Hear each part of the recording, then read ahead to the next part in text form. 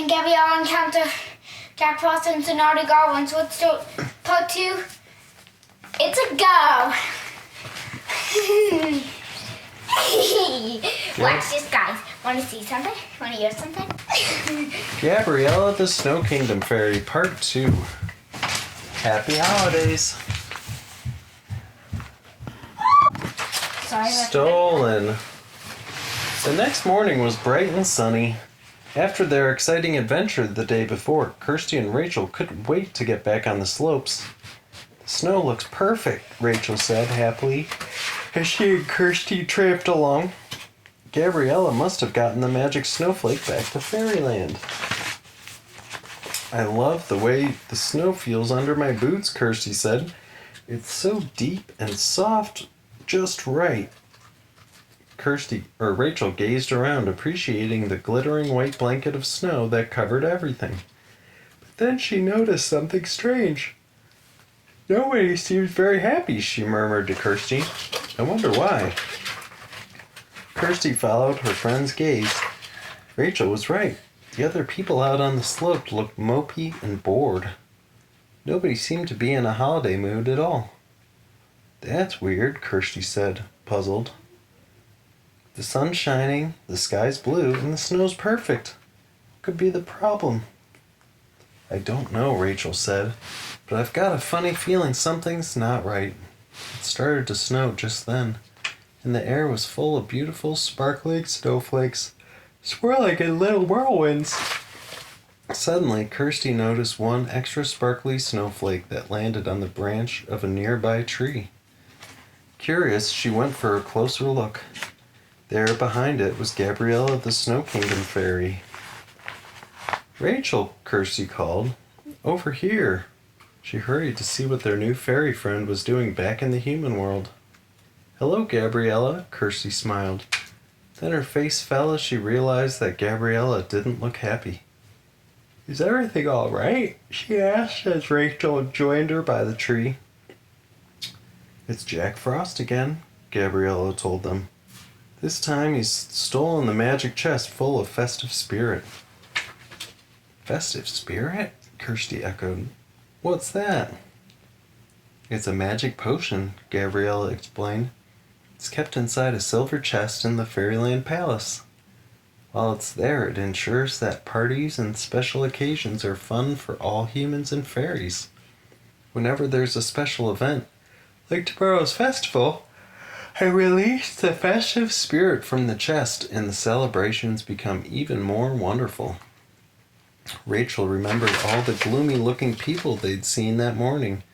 Something clicked in her mind. Now that Jack Frost has the festive spirit, does that mean people won't be in a party mood? She guessed.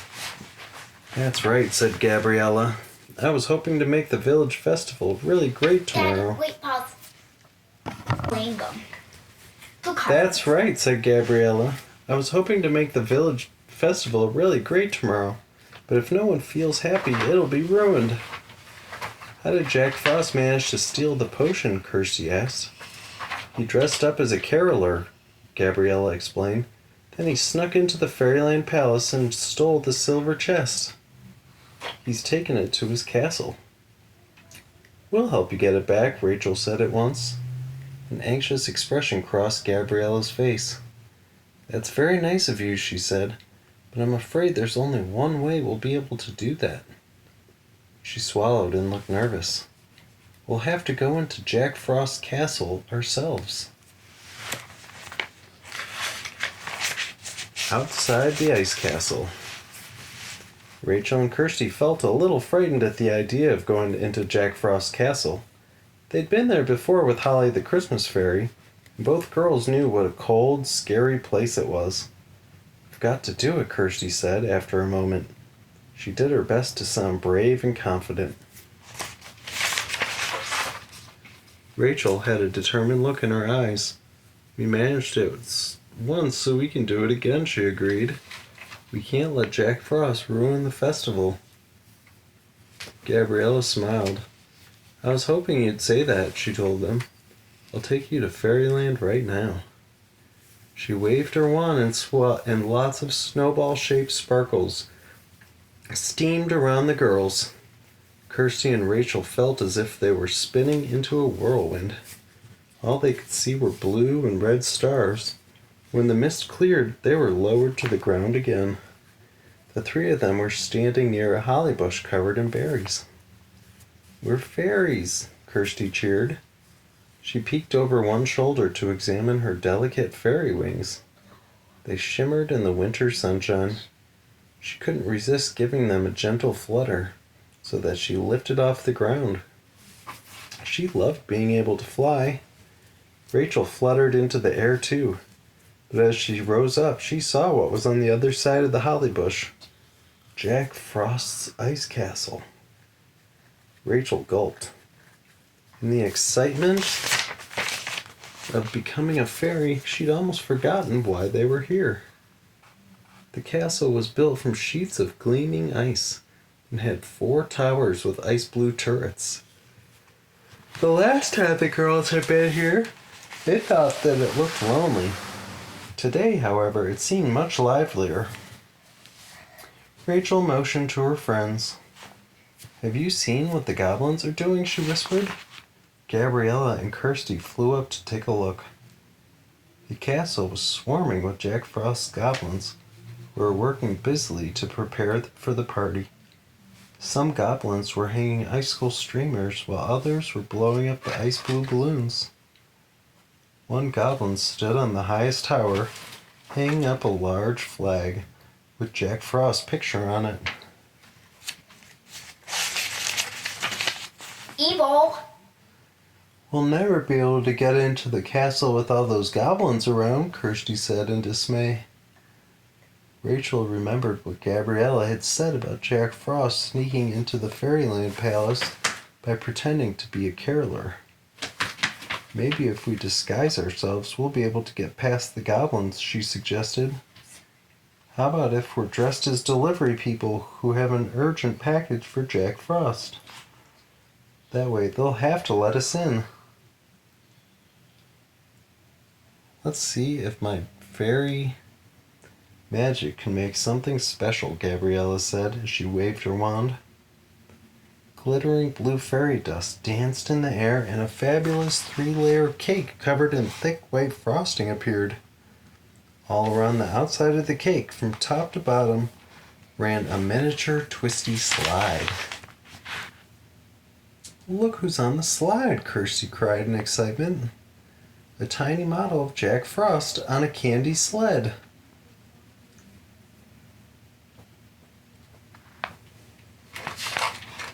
"And here are the goblins," Rachel laughed, pointing out the miniature green figures,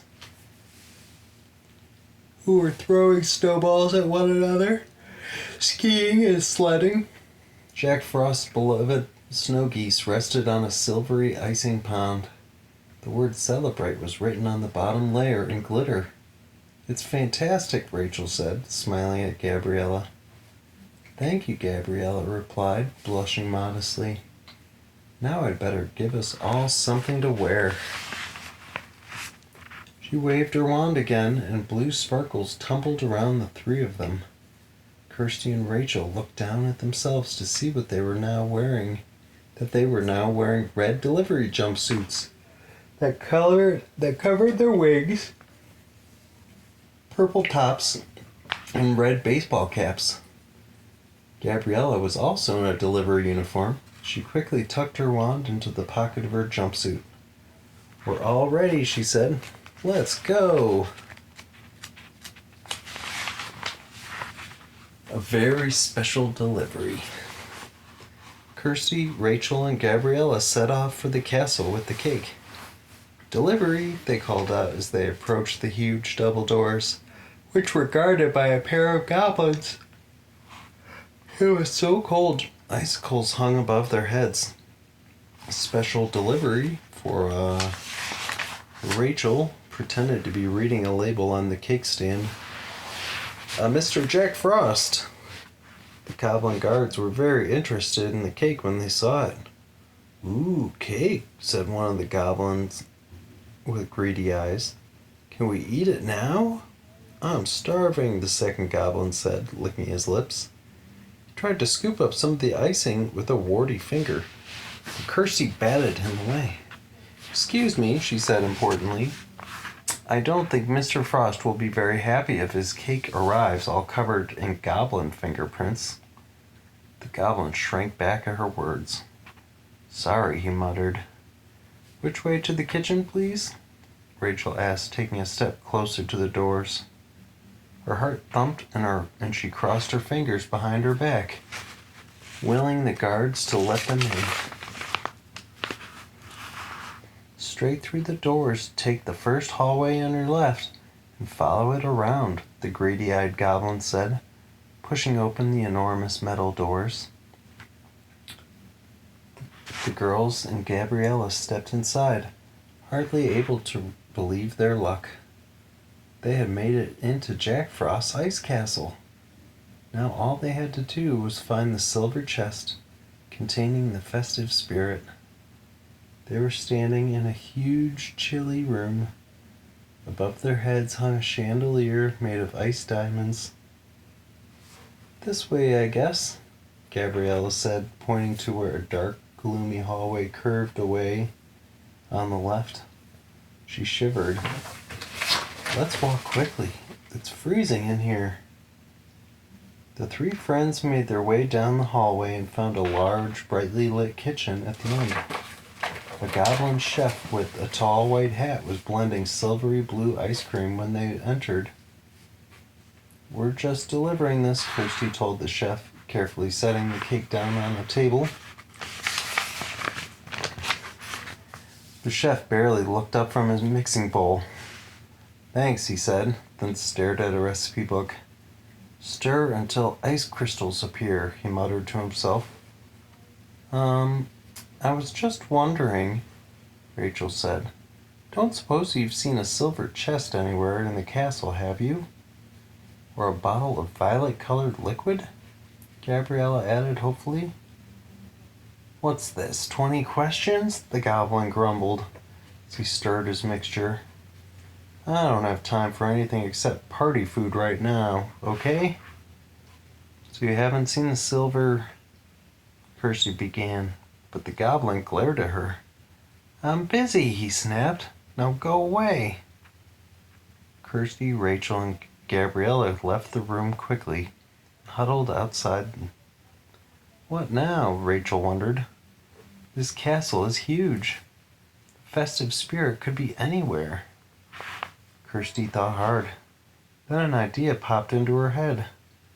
"Would you be able to turn yourself into a really tiny fairy, Gabriella?" she said, thinking out loud. "Then you could hide in my pocket. Rachel and I could get ourselves captured by the guards." And Rachel interrupted. "Captured?" she echoed. "Yes," Kirsty replied. "If we're captured, the guards are sure to take us to Jack Frost. Then we can tell him we broke in to get the festive spirit." And Rachel and Gabriella were both staring at Kirsty as if she were completely crazy. But she continued talking. "We can make Jack Frost believe that Gabriella is on her way back to Fairyland with the silver chest," she explained. "Jack Frost is sure to panic and rush to wherever he's keeping the festive spirit to see if it's still there. Then we'll find out where he's been hiding it." Rachel and Gabriella tried to take all of this in. "It's a clever idea," Rachel replied after a moment. "But risky," Gabriella said. Her face crinkled with doubt. "Well, I can't think of any other way to find out where the festive spirit is hidden. Can you?" Kirsty asked them. Her friends shook their heads. "That settles it then," Kirsty said. "We'll have to try. Now how should we get ourselves captured?" Caught by the guards. "Wait," Gabriella said. "What will we do once we found out where the festive spirit is? Try to grab it and fly off with it?" Kirsty hesitated. I hadn't thought that far ahead," she confessed. "I'm not sure. Guess we'll just have to decide when we see it. They all looked at one another. Getting taken to Jack Frost with no real escape plan seemed very dangerous. But, as Kirsty said, they didn't have any other ideas right now. Well, here goes, Gabriella said.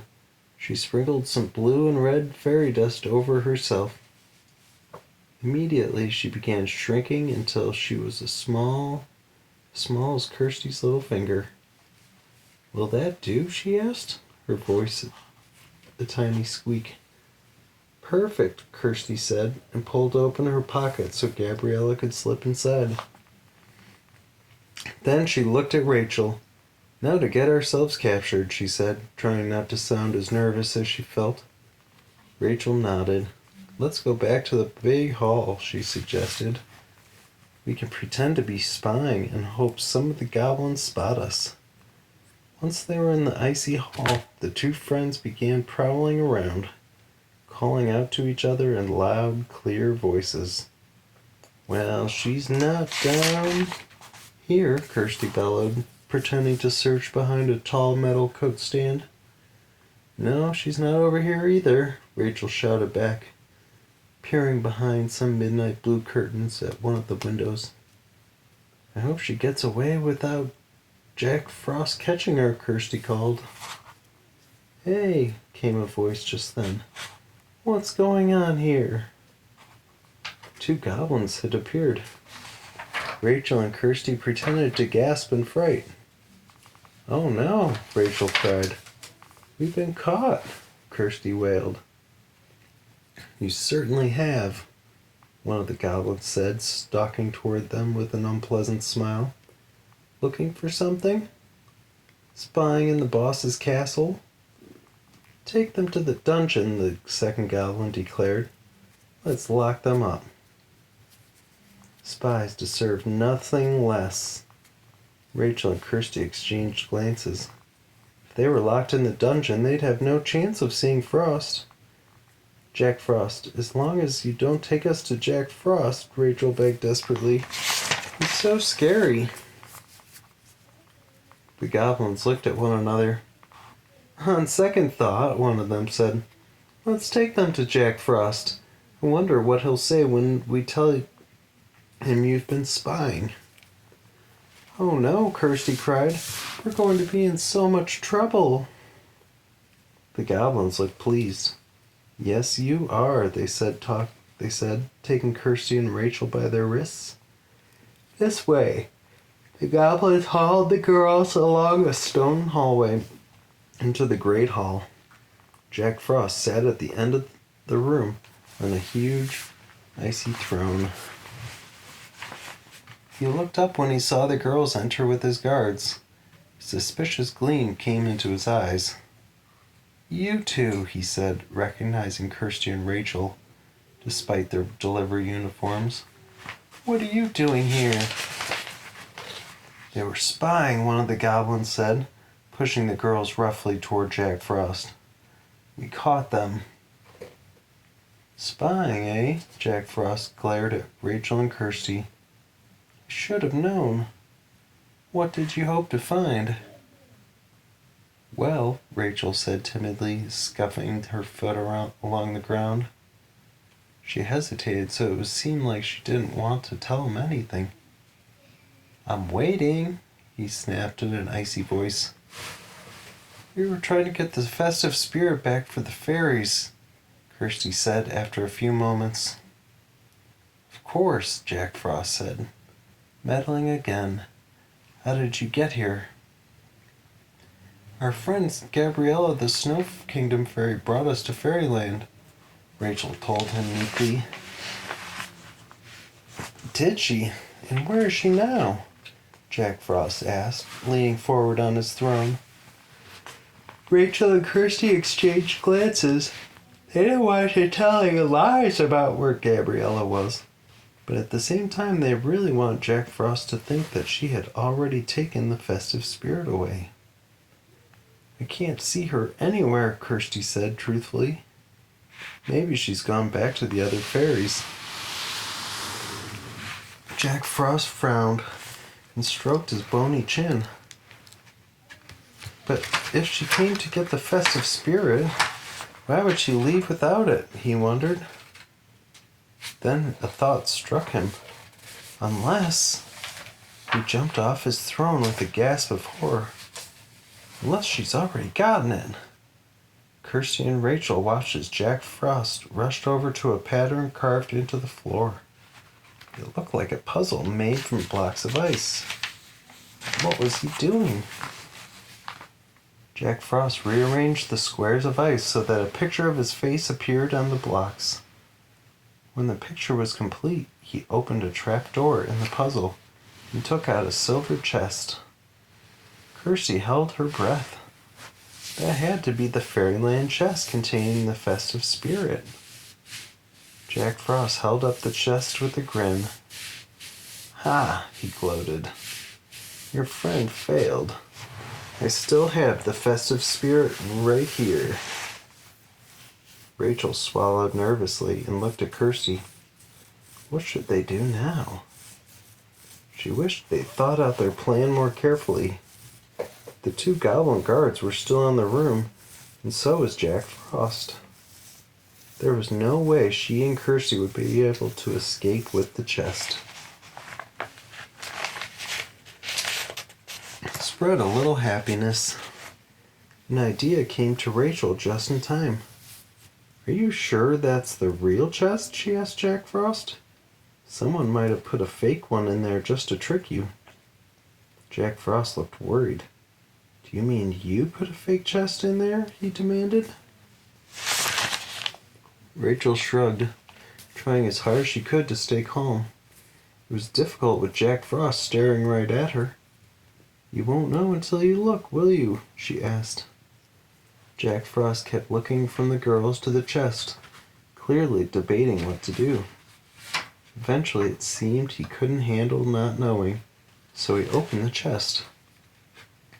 Rachel and Kirsty watched anxiously as Jack Frost lifted out a crystal bottle with some violet-colored liquid inside. The bottle had a glass stopper studded with a glittering diamond. Jack Frost pulled out the stopper and sniffed the contents. As he sniffed, the girl saw a sparkling purple vapor swirl out of the bottle and waft around Jack Frost's head. He replaced the stopper and a dreamy expression spread over his face. He smiled in wonder as at the bottle and put it carefully back in the chest. Kirsty felt something wriggling in her pocket and looked down. Gabriella was peeking out, doing an excited dance. The festive spirit has put Jack Frost in a really happy holiday mood. The tiny fairy whispered breathlessly. Jack Frost in a good mood? That didn't happen very often. Kirsty seized the opportunity to ask him a question. I was wondering, she said politely, would it be alright if we took the chest back to the fairies now? It would be so great to give everyone happy holidays with the festive spirit. Jack Frost seemed delighted by this suggestion. Of course, my pleasure, he said, closing the latch on the silver chest and handing it to Kirsty. There's nothing I'd like more than to see everyone enjoy the holidays. Thank you, Kirsty said. That's very kind. I hope you like your cake, by the way. Cake? Jack Frost marveled. For me? Oh yes, this is the best day. Let's go, Gabriella whispered, before the effects of the festive spirit wear off. Rachel, Kirsty, and Gabriella left the throne room and made their way out of the castle very quickly. They didn't want Jack Frost to change his mind. Outside, Gabriella did a delighted spin through the air. Fantastic work, girls, she cried. You were terrific in there. Is there enough festive spirit left for the winter festival tomorrow? Rachel wondered. It seemed as if a lot came out when Jack Frost opened the bottle. Gabriella smiled and magically grew back to normal size. Don't worry, she said. The festive spirit replenishes itself overnight. There will be plenty more by tomorrow morning. The festival is sure to be a success. She patted the chest happily and tucked it under one arm. Thanks again, she said. The winter holidays have been saved, and it's all because of you. Everyone will be in a happy mood now that I have the festive spirit back. I'll send you to your world now to enjoy the rest of the holidays. And the festival too, of course. We will, Rachel assured her, waving to the fairy. Thanks, Gabriella. Goodbye. Goodbye, Kirsty called as Gabriella waved her wand over them again. Everything blurred as they were whisked away by fairy magic. Seconds later, they were the normal size and back at the ski lodge in their ski outfits. They could hear whoops of laughter coming from the nearby slopes. Kirsty grinned at the sound. Seems like the festive spirit is working already, she said. Hooray for happy holidays, Rachel cheered. I think that's the end of part 2. Gabriella the Snow Kingdom Fairy. Thanks for watching. See you next time. Bye.